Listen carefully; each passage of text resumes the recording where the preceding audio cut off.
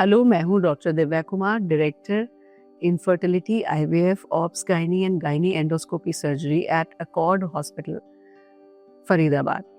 और आज हम बात करेंगे आईवीएफ होता क्या है। तो आईवीएफ के बारे में बहुत सारे मिथ्स हैं, फैक्ट्स हैं, बहुत सारी धारणाएं हैं। तो इस टॉक के सिलसिले में हम सारा कुछ वो सारी धारणाओं को, मिथ्स को भी क्लियर करते जाएंगे।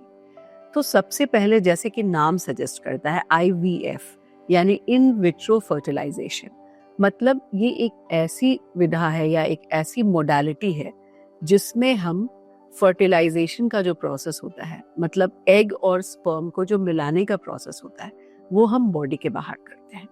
तो डेफिनेटली ये एक फर्टिलिटी ट्रीटमेंट की एक मोडालिटी है और ये असिस्टेड रिप्रोडक्टिव टेक्निक्स के अंदर आता है। तो इसमें जो सबसे पहला स्टेप होता है वो डेफिनेटली जब हम कपल को काउंसल कर लेते हैं और उनके सारे टेस्ट करा लेते हैं और तब हम डिसाइड करते हैं कि अब इनके लिए जो बेस्ट ऑप्शन है वो आईवीएफ का ऑप्शन है। ये करने के बाद यूजुअली जो फीमेल पार्टनर होती हैं उनको हम डे 2 पे बुलाते हैं, मतलब पीरियड्स के सेकेंड डे। इसका ये मतलब है कि ड्यूरिंग पीरियड्स, आज अगर ब्लीडिंग शुरू हुई तो उसके अगले दिन आना होता है और वो पहला एक बेस लाइन स्कैन करते हैं हम। उस स्कैन के बाद हम ये पता करते हैं कि उनके हार्मोनल लेवल्स क्या हैं और फिर दोनों को कोरिलेट करके हम उनके लिए एक टेलर मेड मैनेजमेंट प्रोटोकॉल बनाते हैं, जिसमें उनको कितने डोज में गोनाडोट्रोपिन या इंजेक्शंस लगेंगे, कितने दिन तक लगेंगे, ये सारा कुछ हमें पता करना होता है। तो वो डे 2 वाला विजिट बहुत इंपॉर्टेंट होता है। डे 2 पे हमने स्कैन कर लिया, फिर हमने प्रोटोकॉल बना लिया। यूजुअली सेकेंड या थर्ड डे से वो इंजेक्शन स्टार्ट होते हैं और ये इंजेक्शंस लगभग 10 या 11 दिन तक दिए जाते हैं। ये इंजेक्शंस 2 तरह के होते हैं। कई इंजेक्शंस होते हैं जो बिल्कुल जैसे इंसुलिन के इंजेक्शंस होते हैं, पतली नीडल वाले, और सबक्यूटेनियस यानी पेट पे दिए जाते हैं, मसल में नहीं, स्किन के अंदर दिए जाते हैं। कुछ एक प्रोटोकॉल में इंजेक्शंस जो होते हैं वो मसल के अंदर भी दिए जाते हैं। तो डेफिनेटली ये 10-11 दिन आपको इंजेक्शंस चलते हैं, 1 या 2 प्रकार के इंजेक्शंस दिए जाते हैं। और एक बार जब हम अल्ट्रासाउंड के थ्रू ये जान लेते हैं कि आपके फॉलिकल का यानी अंडे का साइज, अंडा जो होता है बेसिकली एक फॉलिकल के अंदर बिंदी की तरह तैरता होता है, तो हम जो अल्ट्रासाउंड पे मेजर करते हैं वो फॉलिकल का नंबर और फॉलिकल का साइज, और ये अल्ट्रासाउंड इस 10-11 दिन में लगभग 3 या 4 बार हम करते हैं। तो ये इतने विजिट्स आपको लगाने होंगे अपने डॉक्टर के पास। तो जब हमने देख लिया कि फॉलिकल का साइज एडिक्वेट है और वो हम कलर डॉपलर और ये सारी विधाओं से पता कर लेते हैं कि मैच्योर हो गए हैं आपके फॉलिकल्स, तो फिर हम आपको एक इंजेक्शन देते हैं। ये टाइम बाउंड होता है और उस इंजेक्शन के 34 to 36 आवर्स के बाद हम एग कलेक्ट करते हैं। तो पहला स्टेप जो मैंने बताया इंजेक्शंस लगने का, जिसको हम बोलते हैं स्टिमुलेशन, तो ओवेरियन स्टिमुलेशन करते हैं जिसमें हमें एग्स मिले। और सेकंड स्टेप होता है ओवम पिकअप, यानी जिसमें हम आपके अंडों को बाहर निकालते हैं।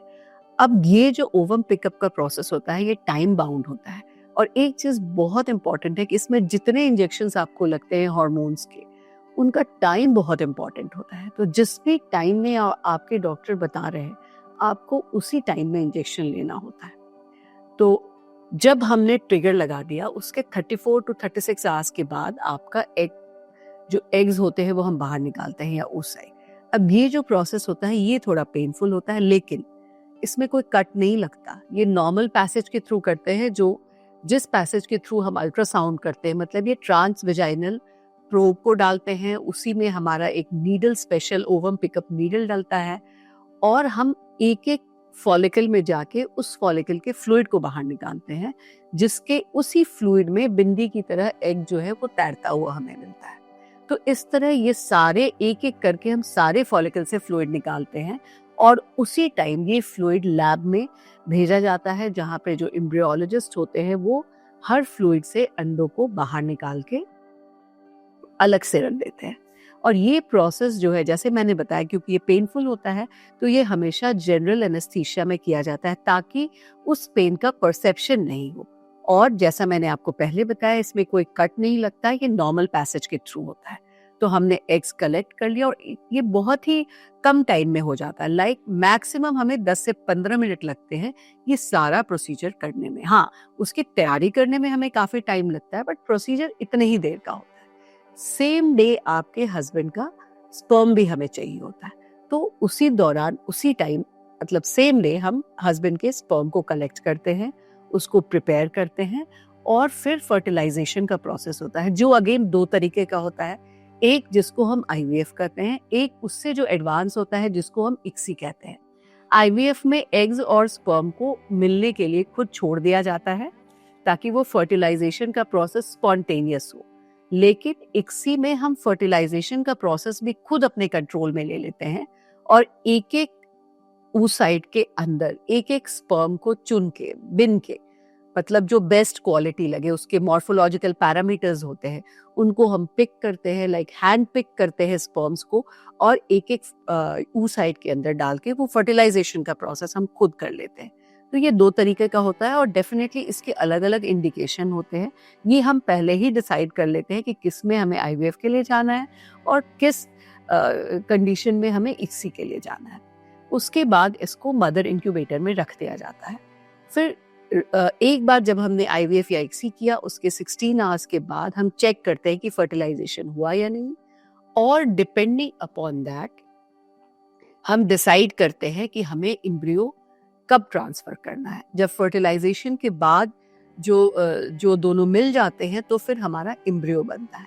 अब एम्ब्रियो ट्रांसफर डे 3 पे भी हो सकता है, डे 4 या डे 5 पे भी हो सकता है। तो ये कई सारे फैक्टर्स पे डिपेंड करता है और ये सारी प्लानिंग कुछ प्लानिंग तो हम पहले कर लेते हैं और कुछ प्लानिंग हम एम्ब्रियो बनने के बाद करते हैं, क्योंकि उनके नंबर पे डिपेंड करता है, उनकी क्वालिटी पे डिपेंड करता है, इस पे भी डिपेंड करता है कि मदर की बॉडी में कितने वो साइट्स बन गए। अगर ज़्यादा होते हैं तो हमें साइकिल को वहीं पे सारे एम्ब्रियो को फ्रीज करना पड़ता है और हमें वेट करना पड़ता है कि मदर के बॉडी के हार्मोन लेवल नॉर्मल पे आ जाएं और तब हम एम्ब्रियो ट्रांसफर करें। तो ये सेकंड स्टेप होता है ओवम पिकअप और थर्ड स्टेप होता है एम्ब्रियो ट्रांसफर, जो कि सेम साइकिल में भी हो सकता है और 2-3 महीने के बाद जब मदर के हार्मोन लेवल नॉर्मल हो जाए तब भी हम करते हैं। एक बार जब हमने एम्ब्रियो ट्रांसफर कर दिया, फिर हमारा कंट्रोल खत्म हो जाता है। ये आपकी बॉडी पे डिपेंड करता है कि वो एम्ब्रियो को एक्सेप्ट कर रहा है या नहीं, तो मतलब इम्प्लांटेशन हुआ या नहीं। तो हम जब एम्ब्रियो डालते हैं उसके 14 to 16 डेज के बाद हम आपको कहते हैं टेस्ट करने, और ये यूजुअली यूरिन टेस्ट होता है या बीटा एचसीजी टेस्ट होता है, और इन 14 से 16 दिन के लिए हम आपको सपोर्ट पे डालते हैं। अगेन ये सारी मेडिसिन बहुत इंपॉर्टेंट होती है, इनका टाइमिंग बहुत इंपॉर्टेंट होता है।